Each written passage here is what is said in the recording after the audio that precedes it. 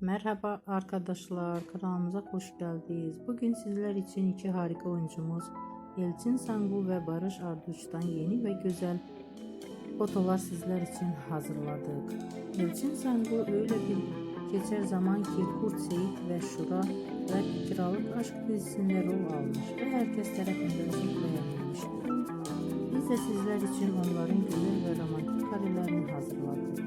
Bu videoların devamlı gelmesini